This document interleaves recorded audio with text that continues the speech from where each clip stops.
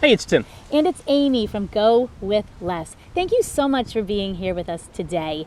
Every single week, my parents watch our weekly videos. And my dad said this week, you know, Amy, it's time for a bit of an uplifting video. Your videos have been a bit of a bummer. And I completely agreed with him and had every intention to do a more uplifting video. But life is not really working out that way. We are going to do our best to end on a positive note, so I hope that you'll watch the whole thing. But the reality is, it's not really so much of an uplifting week. It certainly has not been. So the last time we showed you guys a video, it was our money video, our monthly February update on where our numbers were. We recorded that on March the 13th in Phoenix. And we're going to fill in what has been going on the past week and a half since we last filmed a video and what we're looking at ahead. So let's get caught up.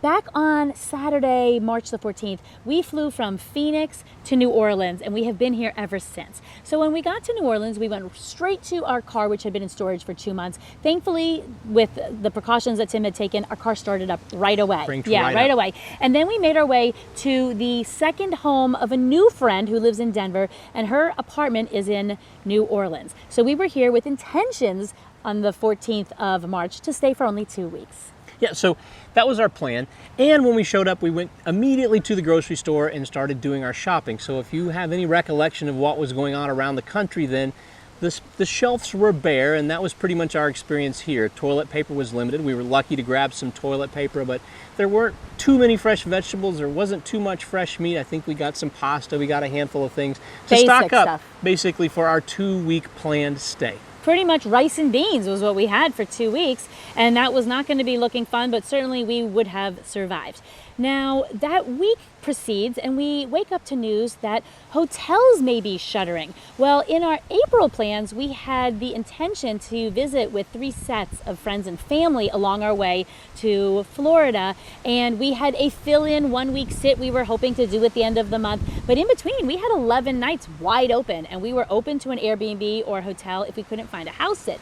So once we woke up to that news that we might not be able to stay at a hotel, I think it freaked me out that one of our major options was potentially going to close right then and there. And what would we do? So we were able to chat with our hostess and extend our stay through May the 2nd, which gives us 7 full weeks here. That did mean that we had to go find groceries. So when Tim said he went to the grocery stores and the shelves were bare, we went like 5 times to get the very basic things for our 2 weeks. So we weren't even able to outfit ourselves for 2 weeks at one store. We've mentioned many times on our channel that we have a plan B, a plan C, a plan D, a plan E, a plan F. So we just have this infinite list of ways to sort of solve the puzzle that we have created for ourselves with this nomadic lifestyle we've chosen. And it's like when some of the options start going off the list and you're now working on plan F or plan H, or it gets a little scary, like Amy said. So we are definitely challenged by what we've faced over the past week. And it really got scary whenever potentially Airbnbs are out of the picture and hotels are out of the picture. Yeah. When we showed up, social distancing wasn't a popular concept yet. We weren't intending to go out to all of these stores, but we had no food. Amazon Fresh does not deliver to New Orleans. We didn't know what to do. And making matters a little bit worse, we didn't have access to Wi-Fi. So our home does not have Wi-Fi, and that kept us extra isolated. And not only that, we really were out of time. So we needed to eat. We couldn't research online when we didn't even have Wi-Fi for hours and hours to figure out everywhere we could go get food. We had to just go get food. When we showed up here, we actually knew that we weren't going to have Wi-Fi. Our hostess does not have Wi-Fi in her home, so we were prepared for that. We were going to go to Panera Bread and just camp out there for hours. Every day. And we got their coffee plan, so we were going to go there and just hang out. Well, that completely went out of the window. Our next plan after Panera was we were going to hop over to the public library and use their internet. And unfortunately, the public library is also closed, so also not an option for us. Our plan C or D was to look at maybe using our Google Fi. After 6 gig, we would have paid $60, and it supposedly was unlimited after 6 gig.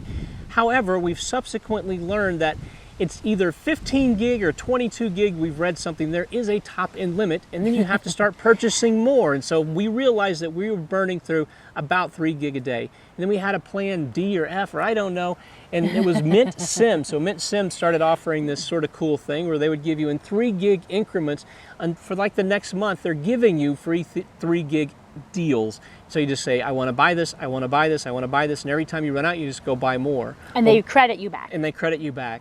That was working for us until Saturday. It stopped, and so that is also not an option for us. And we're recording this on Monday, 2 days before it comes out live. Now, in the meantime, since our last video, we talked about a digital detox. Doesn't that sound like a fabulous spa concept? Well, we are connected to the world digitally. We aren't able to be connected socially, and that is one of my main forms of communication, is to go out and meet new friends everywhere we go. Well, that isn't happening now. So here we are in a city where we don't have good friends and we aren't able to get together with people socially. So having no Wi-Fi at home meant that I felt really isolated. Like other friends all over the world are doing these video chats. We aren't able to do video chats because we didn't have connectivity at our home, which I think that it felt extra isolating and really kind of hard. So as lovely as it is spending our time 24/7 with each other, and we have for years and years and years, and that's great, I also like to have every once in a while some girlfriend time, and people come into our life as well. Yep. So being the technology guy that I am, I went out and I think I found a solution as of like today that hopefully is going to work for us. It's quasi-connected at home. It seems to be working, and that is through the local cable provider, and we'll give you an update on what that's going to look like. Well, if you're seeing this video, that means that it worked, because it has been really hard to get these videos up, and we have been trying to upload test videos and haven't been successful.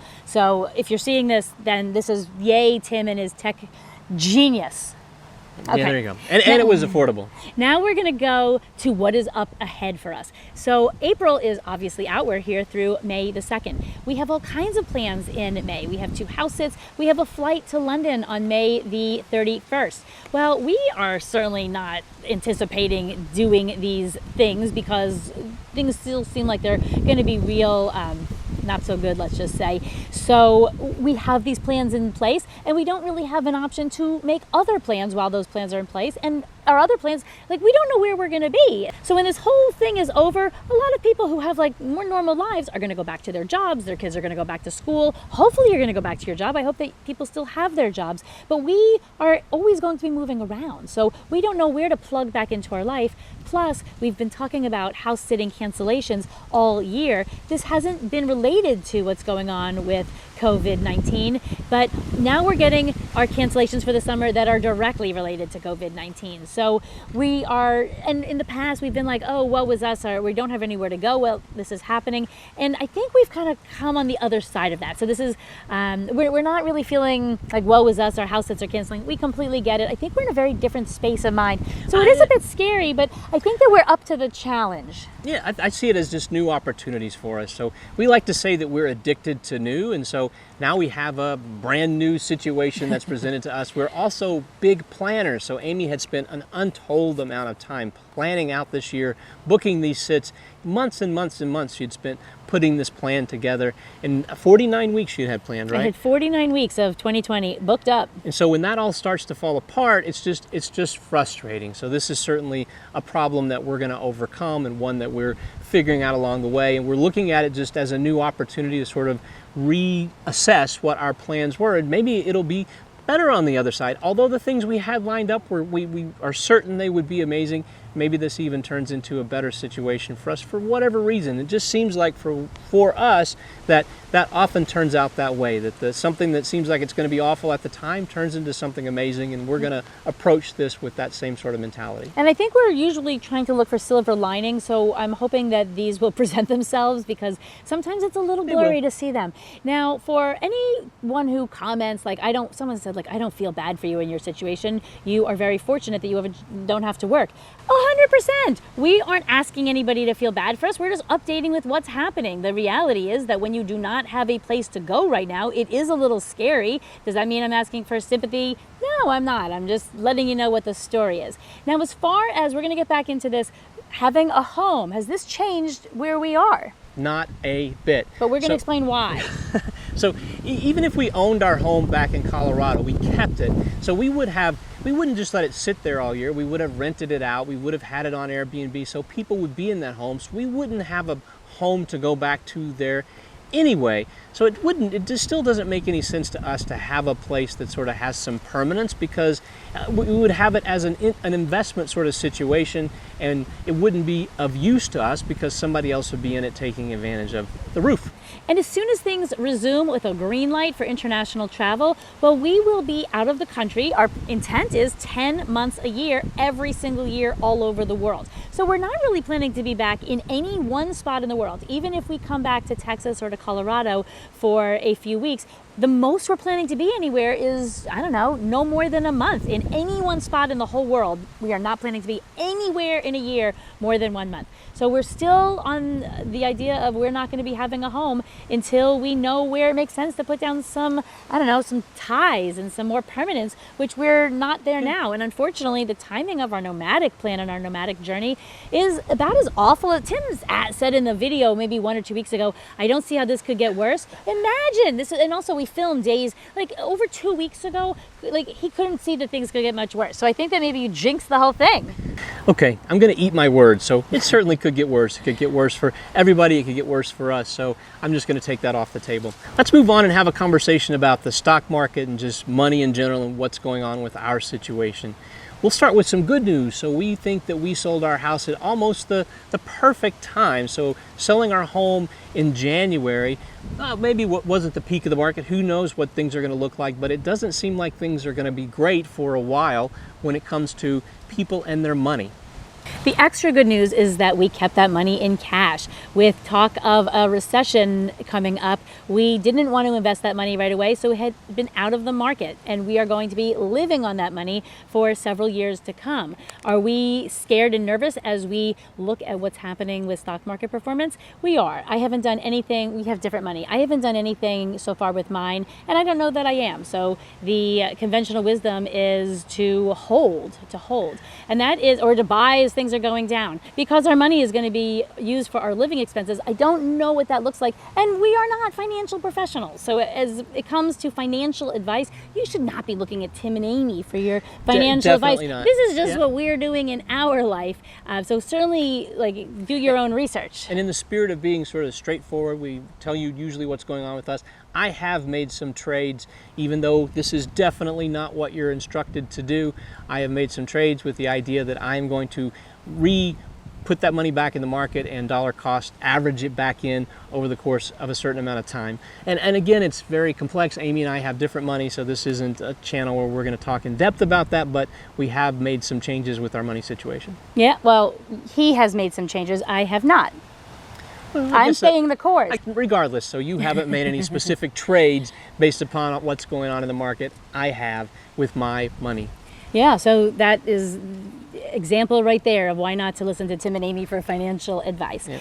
So, okay, we want to know about your situation. We have viewers all over the world. What are things looking like in your neck of the woods? First of all, are you locked down? Are you doing social distancing? Where are you getting your groceries? What are you doing?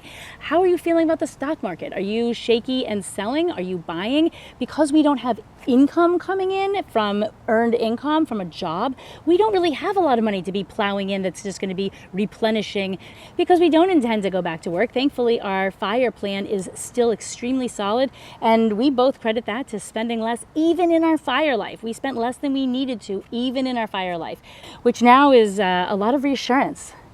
100%. If it weren't for our spending situation, if we were back in our big home, I think we'd be a lot more worried about our financial situation than we currently are. So we have our financial situation is just it's rock solid because we spend so much less money. Our lifestyle could work.